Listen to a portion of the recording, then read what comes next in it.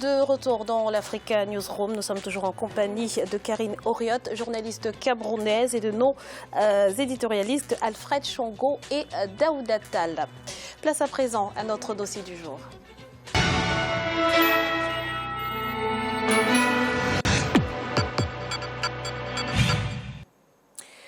Le port autonome de Kribi est en cours de finalisation et sera mis en service d'ici la fin de l'année 2016, doté d'un financement de près de 240 milliards de francs CFA. Cette infrastructure portuaire revêt un intérêt très important pour la dynamisation de l'économie camerounaise, ralentie par une faible performance des infrastructures de transport. C'est un reportage de notre correspondante au Cameroun, Viviane Baoken. Après Tanger au Maroc et Durban en Afrique du Sud, la ville de Kribi au sud du Cameroun va accueillir la troisième plus grosse infrastructure portuaire en Afrique, le port autonome de Kribi. Les autorités locales annoncent pour la fin de l'année 2016 la mise en service définitive de ce port. À quel stade est aujourd'hui la construction du port à eau profonde de Kribi? Quelles en sont les caractéristiques? Qu'est-ce qui le rend particulier par rapport aux autres ports de la sous-région? Le port autonome de Douala draine actuellement près de 95% des échanges commerciaux du Cameroun avec l'extérieur et l'infrastructure connaît depuis plusieurs années des problèmes liés à son engorgement. Aujourd'hui, la construction du port en eau profonde de Kribi va contribuer à réduire considérablement le déficit du pays en infrastructure portuaire. Ce port pourrait très vite occuper une position stratégique sur la côte ouest africaine. Le port de Kribi est en concurrence sur la côte ouest africaine. Parce que ce qui se passait avant, c'est que les navires à fort tirant d'eau n'arrivaient pas au port de Douala. Ils étaient obligés d'aller se décharger soit à Pointe-Noire, soit à Lomé ou à Abidjan. Quand ils s'étaient déchargés, c'est des navettes qui partaient donc de ces ports de la côte ouest africaine pour arriver au port de Douala. Et le coût du transport devenait cher pour les marchandises qui veulent arriver au Cameroun. Du coup, le port de Kribi résout cette question et devient sur la côte ouest africaine un port d'une immense compétitivité. Étalé sur une superficie de 26 300 hectares, le port de Kribi longe le littoral sur près de 20 km. Le coût total de cette infrastructure est de 240 milliards de francs CFA. Le port de Kribi annonce déjà ses premiers navires. À ce jour, la phase 1 des travaux est achevée. Toutes les installations et ouvrages, notamment les aides de stockage, les bâtiments de service, les balises de signalisation sont disponibles et prêts à être utilisés. Les équipements sont en place, les portiques, les grues, portiques de quai, portiques de parc.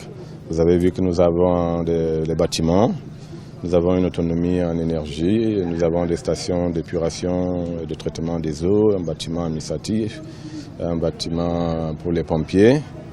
Et donc, au jour d'aujourd'hui, cette première phase est achevée. Le port de Kribi, c'est principalement le terminal polyvalent d'une capacité d'accueil de 1,2 million de tonnes de marchandises par an et le terminal à conteneurs d'une longueur de quai de 350 mètres avec une aire de stockage de 14 hectares. Ces terminaux sont dotés chacun d'équipements aménagés. Mais pour un départ, le port en eau profonde de Kribi fonctionnera avec 2 portiques de quai sur rail de type STSG pour des opérations de chargement et de déchargement. Ces appareils sont capables de faire 20 à 30 mouvements par heure.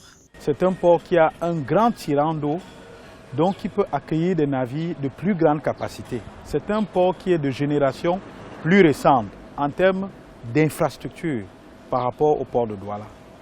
C'est un port qui a également une capacité d'attraction qui est plus attractif que le port de Douala parce que c'est un nouveau port, parce qu'il offre une opportunité nouvelle aux importateurs et aux exportateurs. La phase de construction achevée, le prochain volet en cours de finalisation est l'exploitation du port proprement dit. Une exploitation qui se fera avec des partenaires triés sur le volet. Rendu à ce stade, les documents administratifs sont prêts et attendent juste d'être parafés. Nous travaillons en ce moment sur la préparation de la mise en exploitation du port qui a beaucoup de volets. Je peux en citer quelques-uns, la sélection des partenaires qui est déjà à son stade final aussi. Nous connaissons les partenaires, les contrats sont prêts. Je pense qu'ils devraient être signés imminemment. Et selon les termes de ces contrats, quand ils sont signés, les opérateurs ont demandé 3 mois pour s'installer. C'est ce qui nous fait dire que logiquement, d'ici la fin de l'année, cette première phase doit entrer en exploitation. Un projet entraînant un autre, l'implantation du port dans la ville de Kribi conduira à la construction d'une nouvelle cité. Les responsables du port annoncent des logements sociaux pour près de 4000 foyers. Et les autorités en charge du développement urbain se disent satisfaits des plans de référence de cette nouvelle cité. Les équipes ont travaillé durement et nous sommes satisfaits du plan qui est finalement sorti. Et ceci est un exemple frappant de la prévention et surtout, n'est-ce pas, que les documents de planification urbaine doivent précéder l'installation de la ville.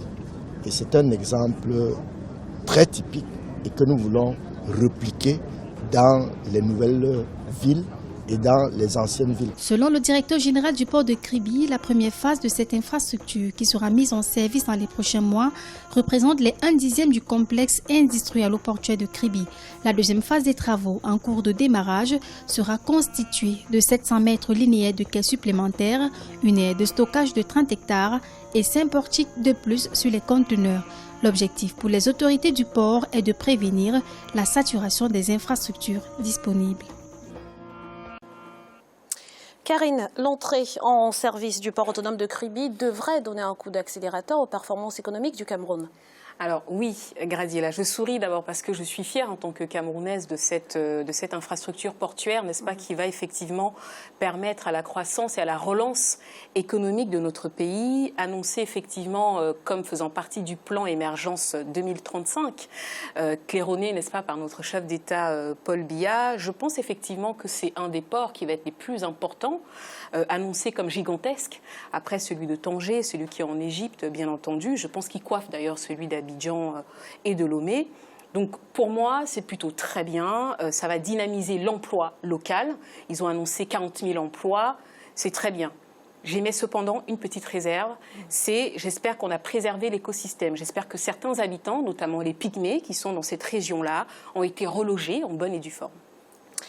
Daouda, quels sont selon vous les atouts de cette infrastructure ? Les atouts, ça a été rappelé, une meilleure accessibilité, puisque l'infrastructure existante ne permettait pas aux navires de véritablement desservir l'ensemble des zones où il fallait décharger. Donc je pense qu'à ce niveau-là, c'est quand même très intéressant. Maintenant, je rejoins Karine effectivement sur moi je suis très sensible à l'environnement également et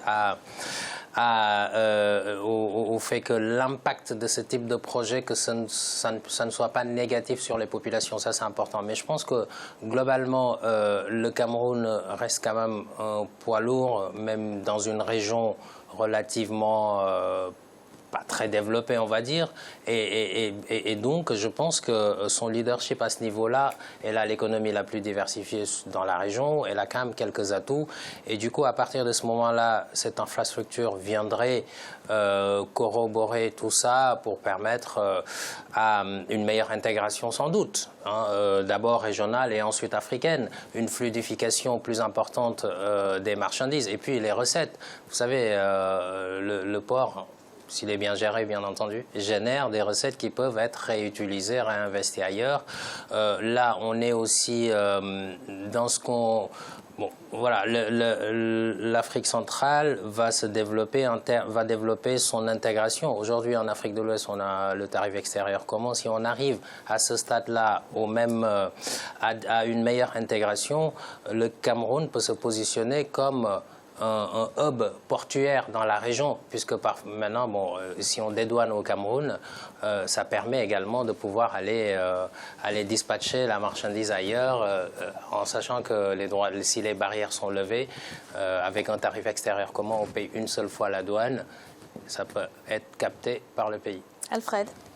Oui, il faut saluer justement l'achèvement des travaux de l'extension du port de Kribi. Il faut rappeler toujours que dans la première phase, hein, c'était surtout pour permettre un terminal pétrolier pour évacuer le pétrole du Tchad. Et donc ça avait permis pour la première fois justement de mettre en avant Kribi, et c'est dans le prolongement de ce projet-là qu'était envisagé justement l'extension du port, son agrandissement pour désengorger le port de Douala. J'espère qu'on ne va pas oublier le port de Douala, qu'on va le moderniser et puis assurer l'extension aussi du port de Douala. Évidemment, là, on peut accueillir des grands tonnages et c'est important dans à la fois le jeu entre les importations et les exportations. Et ça va éviter aussi un certain nombre de coûts, notamment en termes de recettes pour le Cameroun, qui était obligé de se servir de ports des pays environnants allant jusque à Pointe-Noire. Et je pense aussi que ça va être un problème quand même pour le port de Pointe-Noire et puis d'Abidjan, le fait que ce port-là, lorsqu'il va être mis en exploitation, puisse récupérer tout ce qui passait par là, parce qu'il y avait des taxes qui étaient payées. Donc ça, c'est bon aussi pour les recettes du Cameroun. Alors Karine, au vu de ce qu'on a pu voir dans le reportage, le port de Kribi vous semble-t-il suffisamment compétitif? Oui, je pense qu'effectivement, en toute objectivité, attention, moi je ne suis pas du tout ni partisane du pouvoir, mais je pense qu'il faut reconnaître que là, on a affaire... On a effectivement affaire, il va être doté des meilleurs équipements, donc je pense qu'effectivement, pour moi, il sera un des meilleurs, en tout cas en Afrique, clairement. Et Daouda, au niveau des ressources humaines, pensez-vous justement qu'elles seront de qualité ou adaptées pour garantir justement ou renforcer cette compétitivité? Il y a peut-être un travail aussi à faire à ce niveau-là. Oui, un travail de formation, mais je pense qu'il y avait déjà un port, donc le pays n'est pas dépourvu en compétences pour administrer un port. Il y a l'autorité des ports autonomes qui aussi pourrait développer la formation. Et je pense également que, bon, vous savez, le port, c'est une infrastructure multidimensionnelle. Vous avez des emplois administratifs, vous avez des emplois de manutention, vous avez des emplois d'entretien, vous avez tout type d'emplois. Il y a une palette assez large et je pense qu'il faut jouer là-dessus pour développer l'emploi. Mais bon, j'ai aucun doute que... le problème, ce n'est pas les compétences. Souvent en Afrique, on a les compétences des gens très bien formés, mais c'est la manière dont c'est géré. Alors si c'est mal géré, c'est un échec. Mais si c'est bien géré, de toute façon, les compétences africaines ne sont plus à démontrer. Alors Alfred, en dehors du trafic des bateaux, la maquette du port de Kribi projette une ville futuriste. C'est un beau projet qui devrait également générer de la croissance. Logiquement, effectivement, et du coup, ça rejoint la question qui vient d'être posée sur la question des compétences, effectivement. C'est-à-dire que autour du port, on va créer une cité nouvelle, ce qui implique effectivement la spécification de l'espace. Et pas seulement au niveau des logements pour les travailleurs qui seront utilisés, qui viendront travailler dans le port, mais c'est aussi d'autres activités connexes qui peuvent être développées tout autour. Et puis, comme pour toute ville nouvelle, il y a la question de la structuration de l'espace entre les espaces éducatifs, formatifs, de détente, etc., en tenant compte des enjeux écologiques qui ont été évoqués tout à l'heure. Justement, je vois que Karine a envie de réagir. Oui, parce que pour moi, c'est une grande question. C'est-à-dire qu'il y a eu de nombreuses erreurs dans le passé commises autour des cités africaines. Là, aujourd'hui, compte tenu, n'est-ce pas, déjà des investisseurs, je pense qu'on devrait justement tenir compte de ça. Et la question environnementale n'est pas qu'une question, une lecture occidentale. Je pense qu'aujourd'hui, en Afrique, on peut également s'en préoccuper et aujourd'hui fabriquer justement, en tout cas, mettre en place des cités qui permettent une meilleure, en tout cas, qualité de vie. Merci Karine pour toutes ces précisions. Voici un rappel des titres qui ont été développés en début d'émission. Le président des Comores, Azali Assoumani, a été reçu ce mardi 4 octobre 2016 au palais de l'Élysée par le président français François Hollande. Et puis le sit-in annoncé du Front populaire ivoirien devant l'Assemblée nationale de Côte d'Ivoire a fait l'objet de tractations ce mardi. Nous allons à présent marquer une nouvelle pause. On se retrouve dans quelques instants pour la troisième partie de l'Africa Newsroom. A tout de suite.